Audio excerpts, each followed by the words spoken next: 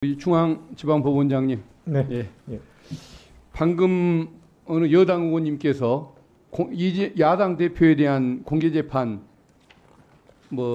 필요성을 제기했는데 동의하십니까? 제가 그에 대해서 구체적으로 언급하면 담당 재판부의 관련 결정에 영향을 미칠 우려가 있어서 부적절할 것 알겠습니다. 같습니다. 아마 이명박 전 대통령, 박근혜 전 대통령 사례를 방금 드시는 것 같던데 그 전직 대통령들은 국민 누구나 공감하는 국정농단 사건, 부정부패 사건 아니었습니까? 어느 누구도 이의가 없는 그런 사건이었기 때문에 당연히 공개 재판 예외적으로 허용했던 그게 타당할 수 있지만 지금 야당 대표는 70명의 검사를 동원해서 3년째 탈탈 터는 수사를 했고 정치 탄압의 희생물로 지금 인식이 되고 있는 그 상황 아닙니까? 근데 법정에 계속 불려다니면서 법정에 앉아서 재판받고 있는 장면을 노출시키라는 것은 그건 굉장히 인권 침해적인 주장이기 때문에 참 동의하지 못한다는 점을 말씀드리는데 어떻습니까?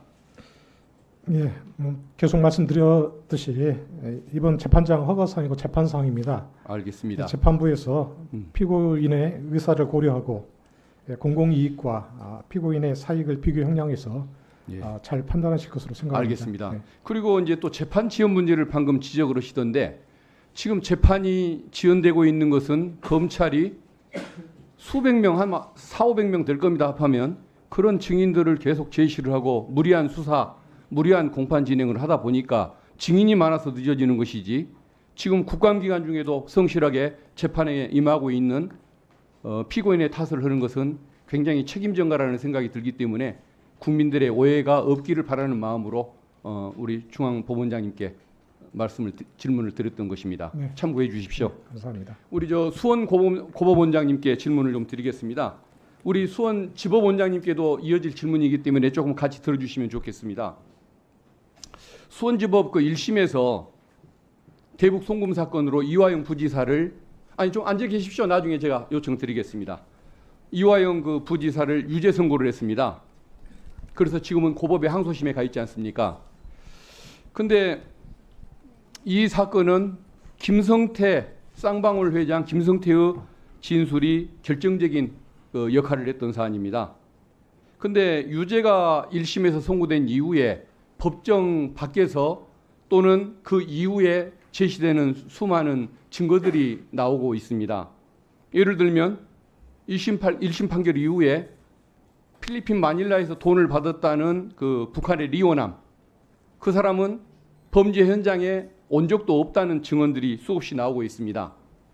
그리고 검찰은 검찰 수사에 협조를 했던 김성태에 대해서 봐주기 수사로 일관을 했고 주가 조작 사건, 국가보안법 사건은 아예 기소도 않으면서 진술 협조를 끌어냈습니다. 그리고 또 재판 이후에 김성태가 증인을 매수했다. 즉 안부수라는 중요 참고인 여기를 자기 말을 지지하게 만들려고 그 딸에게 오피스텔을 제공했다는 또 증거가 나옵니다. 그리고 검찰이 끝내 1심 법원에 제출하지 않았던 자료가 뭐냐면 김성태, 안부수, 이화영을 같은 검사실에서 21번이나 소환을 했던, 그래서 진술을 마칠 기회를 줬던 이 부분을 자료를 계속 안 냈습니다. 뒤늦게 어쩔 수 없이 항소심에 가서야 자료를 냈습니다. 이런 것들을 생각하면 항소심에서 정말 좀 신중하게 재판을 해 주셔야 하는 것 아니겠습니까? 그래서 이런 외부의 문제점, 지적이 있다는 것, 우려하는 견해가 많다는 것에 대해서 우리 원장님께서 한번 재판부의 의견을 좀 전달 좀 해주시면 좋겠습니다. 이것은 재판에 대한 간섭이 아니고 사법행정 차원에서 외부의 국민의 목소리를 전달하는 것, 이런 것은 문제가 없는 것 아니겠습니까? 예, 의원님의 지적을 잘 검토를 해서 재판부에 전달할지 여부에 대해서 검토를 해보겠습니다. 그러면은 원장님께서 직접 전달하시기가 그렇게까지 곤란하시다 온다면 오늘 국회 이 방송 녹화물을 한번 봐라, 이렇게만 전달해 주셔도 좋겠습니다. 방송 보라는 말씀은 하실 수 있는 것 아니겠습니까? 예, 알겠습니다. 예. 수원 법원장님 잠시 나와주시면 고맙겠습니다.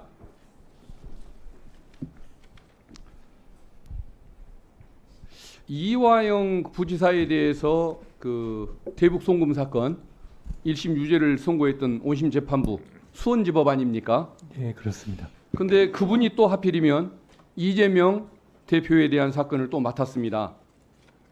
이미 그 1심에서 이재명 대표에 대해서까지도 유죄의 심증을 드러냈던 재판부입니다. 근데 굳이 그 재판부가 계속 재판을 맡겠다고 고집하는 것, 그게 타당한 것인지 모르겠습니다. 어떻게 생각하십니까? 예, 우선 해당 사건은 저희가 임의로 배당한 것이 아니라 사건 배당 시스템으로 전산으로 자동 배당을 했습니다. 그 과정에서 배당권자의 임의성이 개입한 바가 없습니다. 그래서 아까도 말씀드렸지만 지금 관련 법령이나 예규의 공범에 대해서 재판한 경우를 제척 사유나 배당 제외 사유로 명확히 규정하고 있지 않습니다. 이러한 상황에서 공범에 대해서 재판을 했다는 이유로 특정 재판부를 배당에서 제외하면 오히려 배당의 공정성에 대한 오해를 불러올 우려가 있다고 판단을 해서 배당에서 배제하지 않고 공정하게 전산으로 자동 배당을 하게 되었습니다. 근데 그분이 1심 재판을 한 이후에 아까 제가 수원 고법원장님께 질문 드렸던 것처럼 돈을 받았던 사람이 현장에 있지도 않았던 증거들이 국정원 문건, 통일부 문건, 북한의 공문, 경기도 문건 등에 의해서 나타나고 여러 참고인에 의해서 진술이 되고 있습니다. 그러면은 그것은 그분이 어떤 의도를 가지고 얼마나 정확한 재판하려고 노력했는지는 모르겠지만은 어쨌든 객관적인 자료와 어긋나는 결과인 것이 드러나면서 불신을 초래하고 있는데, 그렇다면 오해를 피하기 위해서라도 재배당을 한번 고려해 줄 만도 한 것 같은데 왜 계속 하신다고 그러는 걸까요? 예, 그 판결 이후에 새로운 증거가 제출됐다면, 예, 새로운 증거가 제출됐다면 그 후행 사건에서 해당 재판부가 새로운 증거까지 종합해서 종전 결론에 얽매이지 않고 공정하게 판단하고 심리할 것으로 생각합니다. 진실에 적은 거짓이 아니고 편견이라는 말이 있지 않습니까? 그 정도의 편견을 가지고 있으면 그걸 깨는 것이 얼마나 쉬운 일일지 저는 좀 우려스럽습니다. 어쨌든 그 법적인 회피 사유가 규정에 명백하지 않은 것들도 재배당하는 사례가 좀 있지 않습니까? 오해를 피하기 위해서. 그런 예, 사례들이 있는 통계를 봤는데요. 그런 사유가 없다고는 말씀드리진 못할 것 같습니다. 그러니까 그런 사례가 있는 것을 옛날에 어느 의원님이 제기해서 그런 사례를 봤는데, 이것들도 좀 그런 식으로 재배당을 하는 방안에 대해서 한번 좀 조언을 해주시면 어떨까 싶습니다. 예, 재배당은 원칙적으로 해당 재판장이 재배당을 요구해야. 예, 그러면은 직접 검토할 수 말씀하시기가 곤란하면 이 방송이라도 한번 보도록 그렇게 전달 좀 해주시면 고맙겠습니다. 알겠습니다. 예, 네. 잘 알고 있겠습니다. 예, 지금 수원지법 법원장이십니까? 예, 그렇습니다. 그 박균택 의원님 질의와 무관하게 위원장으로서 한 말씀 좀 드리겠습니다. 잘 들어주시기 바랍니다. 우리가 국민의힘은 어떨지 모르겠습니다만 많은 국민들께서 검경 수사권 분리, 독립도 얘기하고 또 검사의 수사 기소 분리도 주장을 합니다. 그 이유는 수사, 기소, 재판을 검사가 하면 수사를 한 사람은 기소하고 싶고 기소가 되면 유죄 판결을 받고 싶고 하는 게 인지상정 아니겠습니까? 그래서 그거를 분리하는 것이 민주주의에 맞다 이런 거 아니겠습니까? 큰 틀에서 보면. 그런데 한 사건을 내가 재판을 했어요. 그리고 상대방 피의자 쪽에서는 억울하게 지금 재판을 당했다 이러고 있어요. 근데 그와 유사한 사건을 같은 판사가 판결을 한다면 판사도 신이 아니거든요. 그러면 여러 가지 편견을 가질 수 있고 선입견을 가질 수 있습니다. 저는 그래서 재판에 대한 유불리를 떠나서 이런 경우는 다른 판사가 재판을 하는 것이 맞지 않나 이런 생각이 드는데, 이거는 신급제도하고도 똑같습니다. 예를 들어서 1심 판사가 그 똑같은 사건을 승진의 개념은 아니겠지만 고등법원 판사가 돼가지고 자기가 판결한 걸 똑같이 2심에서 판결한다면 1심과 달리 판결하면 본인이 1심에서 잘못 판결했다는 것을 스스로 인정하는 꼴이 된데 그게 될 수 있겠느냐, 이런 문제가 발생하거든요. 그래서 저는 재판부의 관례나 제도 이런 것도 중요하겠지만 실제로 이런 경우는 실제로 오해 소지도 있기 때문에 그걸 불식시키기 위해서라도 저는 자동 배당됐기 때문에 우리는 할 일 다 했다. 이렇게만 말씀하시기에는 좀 무리가 있는 사안이 아닌가. 저는 그렇게 개인적으로 생각을 합니다. 그래서 이거는 법원에서 잘 스스로 판단해 볼 문제가 아닌가 이런 생각이 들고 이번 사건뿐만 아니라 다른 여타의 사건도 저는 마찬가지라고 생각을 합니다. 컴퓨터로 자동 배당을 했겠죠. 그렇지만 그것이 이런 문제가 있다. 그러면 그거를 다시 수정할 수도 저는 있는 문제다 이렇게 생각을 합니다. 참고해 주시기 바랍니다. 윤준 서울고등법원 원장님, 만약에 고등학교 선생님이 있습니다. 근데 수능시험 감독관에 이제 들어갑니다. 자동 배정을 했어요. 근데 하필이면 그 본인의 딸인 아들이 시험 보는 교실에 자동 배정이 됐습니다. 시험 감독관으로. 그러면 자동 배당됐으니까 나는 아무 문제 없다. 내가 내 딸인 아들이 시험 보는 그 교실에 가서 시험 감독관을 하겠다. 그러면 의심의 여지, 오해 소지가 있습니까? 없습니까? 그 오해 소지가 있을 수 있습니다. 네, 그렇습니다. 그러니까 이 수원지법에서 자동 배당했다고 그것이 모든 것에 방패가 될 수 없고 맞는 키가 될 수는 없습니다.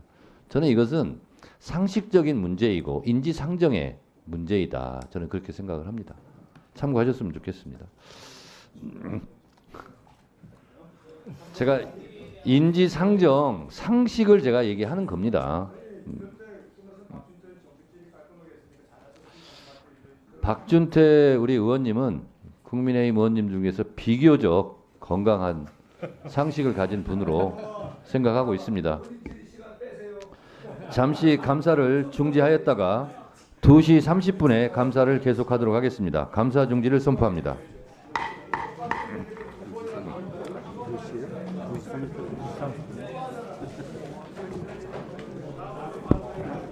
박준태 의원님을 괜히 칭찬하게 됐네요. 만약 윤석열 대통령이 탄핵이 된다면 어디로 돈이 몰리게 될까요? 이런 뉴스들을 보시면서 동시에 부자가 될 수 있다면 믿으실 건가요? 지갑에 단돈 10,000원이라도 있고 시사정치에 관심이 있으신 분들이라면 지금 당장 돈을 벌 결심을 하셔야 합니다. 정치 뉴스를 꾸준하게 잘 챙겨보는 것만으로도 돈을 벌 기회가 있고 또 이미 큰 돈을 버는 사람들이 있죠. 이 사람들의 차이점은 뉴스를 단순히 뉴스로만 보는 게 아니라 실제로 어떤 종목들에 큰 영향을 미치게 되고 그렇다면 어디에 투자를 해야 돈이 몰리게 되는지 알고 있습니다. 월급만으로는 절대 채울 수 없는 부를 축적하고 있는 것인데요. 얼마 전 한강 작가가 한국인 최초로 노벨상을 받았다는 것을 구독자 여러분들 모두 아는 사실일 겁니다. 이때 부자들은 재빠르게 노벨상 수혜주 종목들을 찾았고 그 결과 예스24라는 종목이 순식간에 2연상을 하며 200% 가까이 오르게 되었죠. 저희 구독자 여러분들은 이미 다들 아시겠지만 이 예스24 종목은 저희가 정확히 어느 가격에 매수해야 하는지 또 언제 팔아야 하는지를 정확하게 공유해드렸었던 사실이 있었죠. 투자로 부자가 된 사람들은 사소한 시사 뉴스들을 그냥 지나치지 않습니다. 전문직이 아닌데도 부자가 되는 사람들의 특징이 바로 이것인데요. 돈으로 이어진다는 경험적 확신이 있기 때문에 진짜로 급등할 수 있는 종목들에 과감히 투자해 남들과 비슷한 연봉을 벌어도 절대 월급으로는 만들 수 없는 큰 투자 수익들을 지금도 만들고 있다는 것입니다. 이번엔 현재 가장 핫한 북한 도발을 대비하여 또 한 번 급등이 유력한 대장 종목을 알아냈는데요. 제 목표는 채널을 크게 성장시키는 것이기 때문에 여기까지 영상을 시청해주신 분들께만 이 정보를 드리고자 합니다. 제 개인 휴대폰 번호 010-792-8273으로 기회라고 문자를 보내주시면 링크 하나를 보내드릴 건데요. 링크로 들어오시면 이번 미대선주 그리고 북한 도발 관련 유력주를 공유해드리겠습니다. 또한 윤석열이 탄핵될 것을 대비하여 탄핵 수혜주 또한 미리 파악 완료한 상태입니다. 제가 돈을 받는 것도 아니고 투자를 대신 해드리려는 것도 아니니까 어느 시간이든 편하게 문자 한번 주시면 되겠습니다. 단돈 10,000원으로라도 시작해야 하는 게 투자와 재테크죠. 수익을 보시게 될 여러분들께 제가 바라는 것은 딱 하나입니다. 지금처럼 제 채널의 구독과 좋아요를 눌러주시고 새로운 영상을 만들 때마다 시청을 해주시면 됩니다.